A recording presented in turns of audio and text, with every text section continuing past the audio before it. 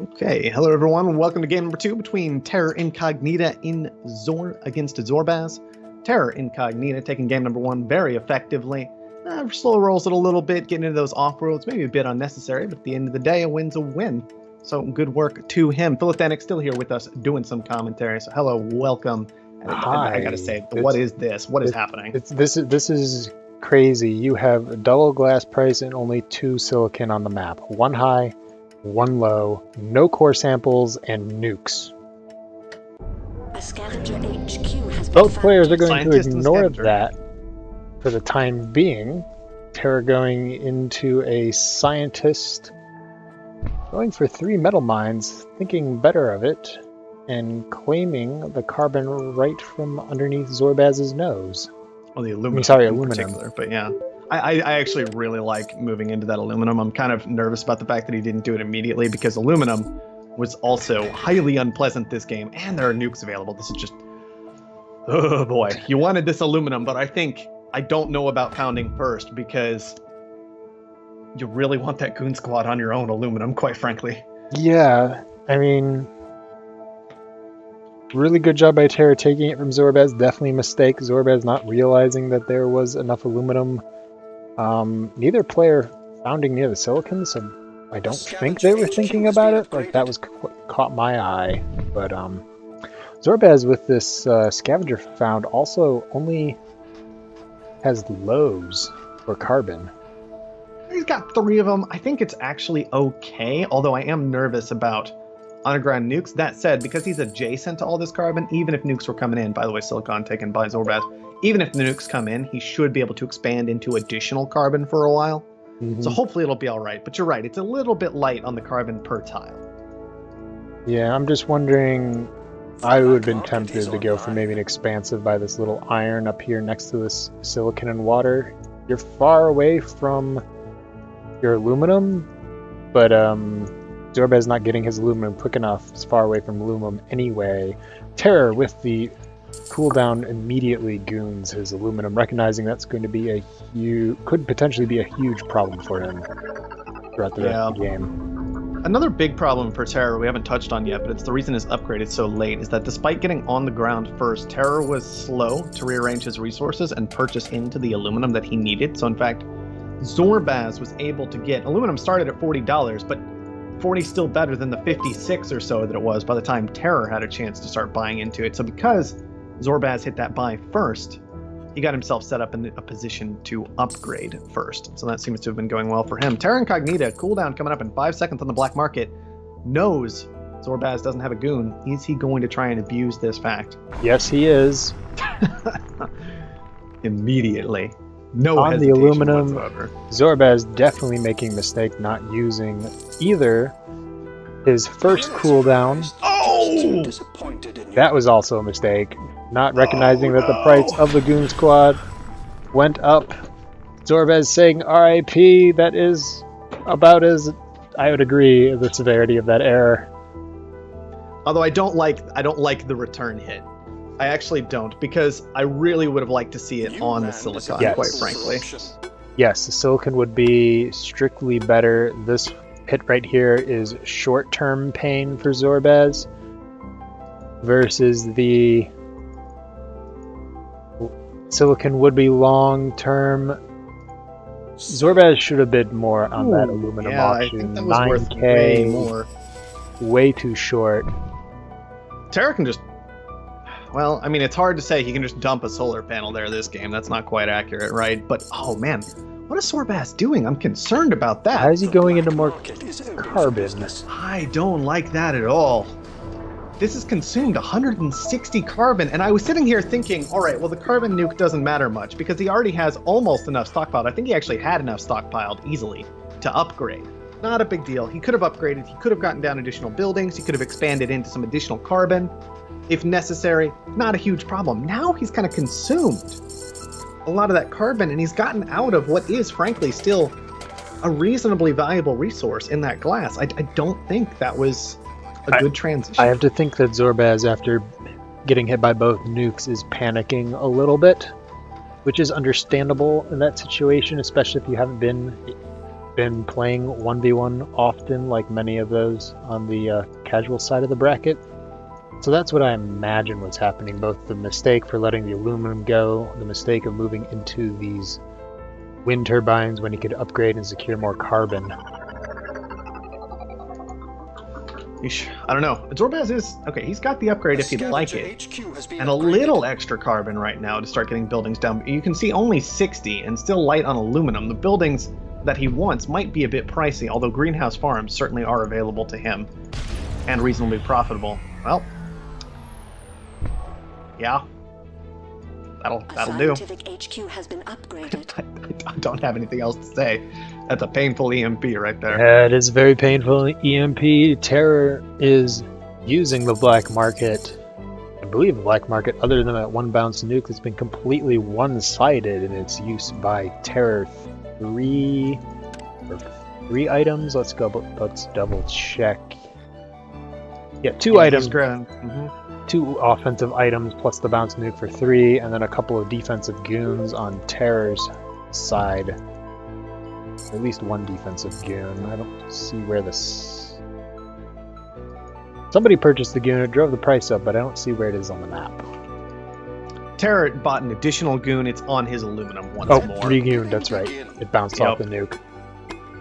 Absolutely. Terror does have one big concern right now, though, and that's the fact that his debt has gotten quite high. By using black market so frequently, he has been slowing down his upgrades a little bit, and given that he was in both triple steel, might have been a bit excessive on the steel, considering he's against Scavenger, first of all, but triple steel and double reactor on HQ2, that was a lot of power consumption, and so he's going to need to potentially overcommit to power a little bit right now, stay on these EMPs on these wind turbines, and allow himself to pay back some of that debt to at least get to a more comfortable B or low A range.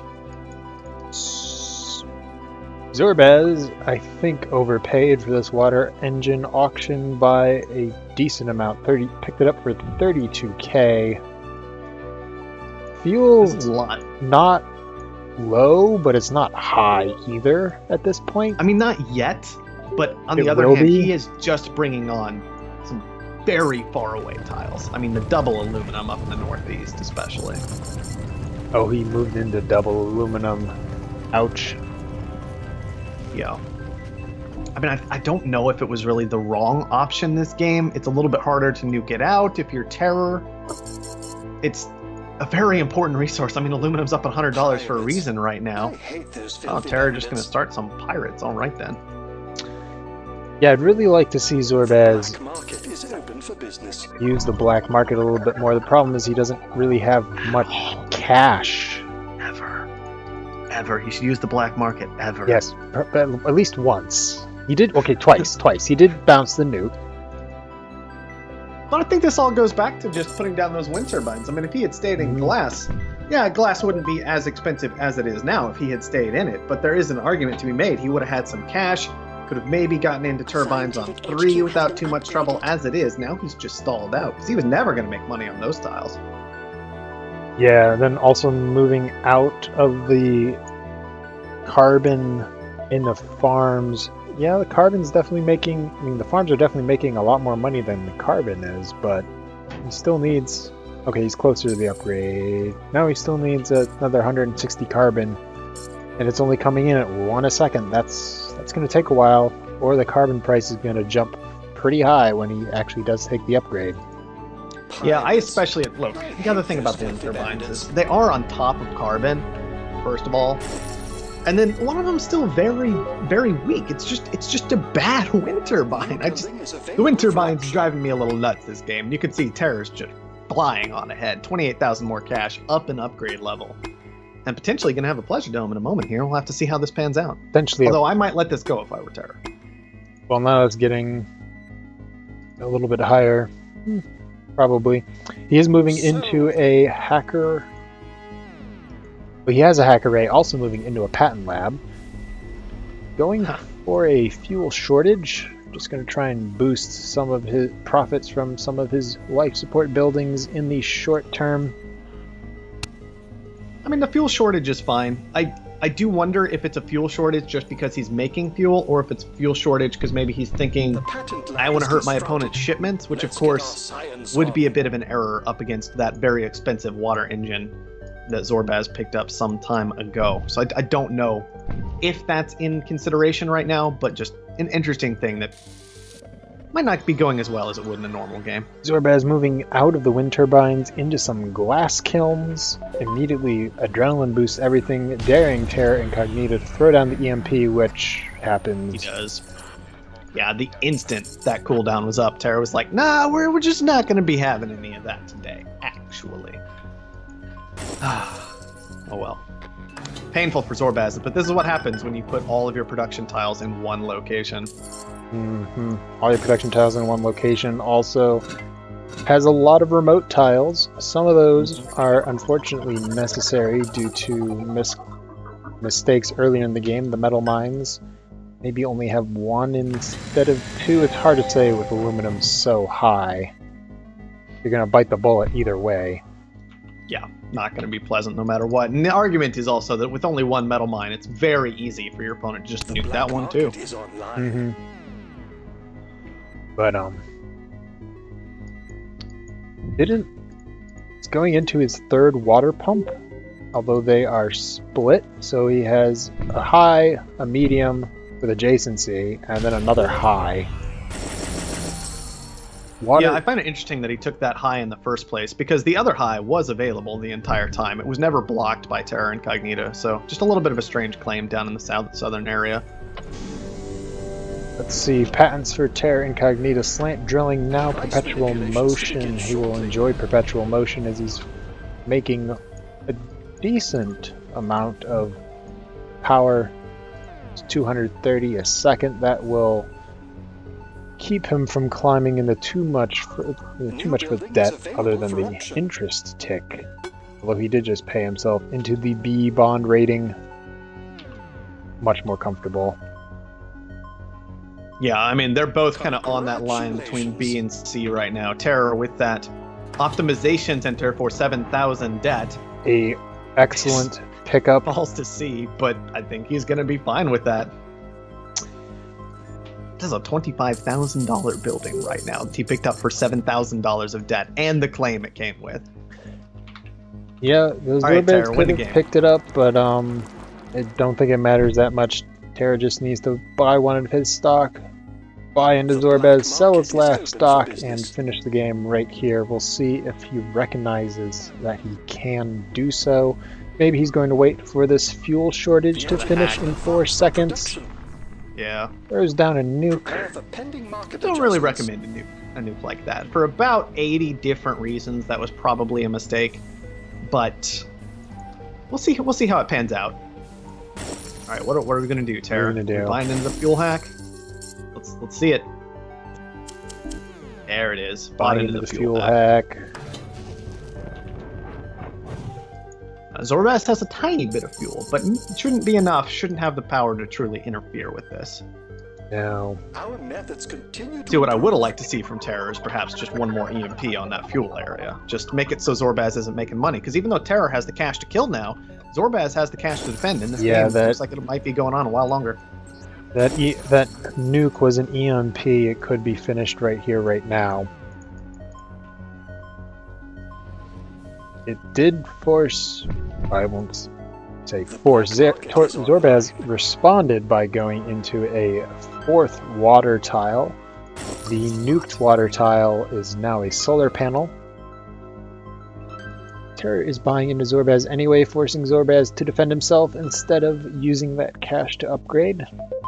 Yeah, well, and Zorbaz's transitions have actually meant that he does not currently have enough cash to finish defending, as he could have, so it looks like Terror in about 6 seconds. He is actually going to go ahead and pick up game number 2, and this series moves on, survives in this tournament. Yes, claws his way back into the winner's side of the casuals tournament bracket. 2 well-played games by Terra Incognita, or at least games with minimal amounts of mistakes, recognizing the scientist's late-game advantage in the first game, recognizing the power of nukes in this second game and using them to great effect. Meanwhile, Zorbaz in this second game, not making the first critical mistake, and it kind of snowballed out from there, is not using the earlier black market cooldown to purchase that defensive goon squad. Absolutely. Not claiming this aluminum tile right next to his base right after he founded. Unfortunately, in a 1v1, small mistakes like those can easily compound throughout the rest of the game. They definitely can. And I gotta say, while I understand bribing claims up against a scientist opponent, you can see that, I mean, bribe a claim is always just a really long-term tool. It invests in you rather than hurting your opponent. And I think there were some far better options this game for what to get done, even if it kind of just came down to... I mean, it explains why Zorbaz had so many claims. I was kind of wondering, but he just kept bribing claims over and over and over again. Terror, I mean, EMP is potentially better. Claim. Yeah, for 3,000 on day 3, though, you know? Like...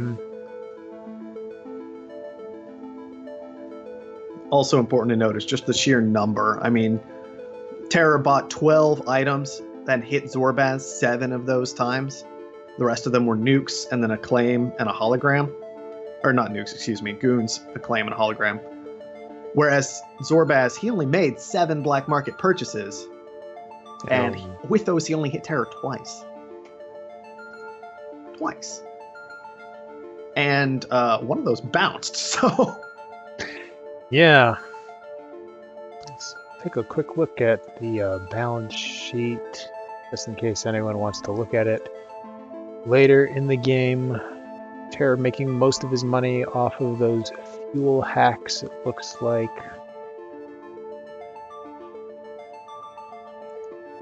Yeah, he did decent work on the fuel hacks. They were fine to do. Not as effective, once again, as if Zorbaz didn't have water engine, but still absolutely a very reasonable resource for him to go ahead and get into at that point. I don't know. It was a difficult scavenger location. It was a hard map to figure out, to be fair. This was not a fun, this is not an easy map, but I say it wasn't fun. I probably would have loved this map because hard maps, you know, I'm just kind of used to it. But I do agree with you. Back to your original assessment, though, that maybe going in that northwest corner, buying into aluminum very quickly and then shipping from a long way might have been the best option. Yeah, that feels like the best option. Here's the map seed 1321-0 if anybody happens to want to try that later. Yeah, other than that, there's nothing else on this map that says found here. That scientist spot that Terror picked up in that iron patch near the silicon in the north. Now, the scavenger might have been able to be made to work, but honestly, it's a weird situation where I think you could have made it work. You might have needed to, if you were going to take that scavenger, actually just slam yourself into the cliff there. Whole point to that being that you would end up defending that aluminum tile if your opponent hasn't taken it yet, and that would guarantee you can first focus on buying your aluminum, then you can take the tile. And you're going to have like 15 seconds to get all that done, so that's plenty of time. Yeah, 15 seconds. That might have been what had to happen. 15 seconds to get all that done, definitely required to be second found, so you can buy that goon for your aluminum. Yep.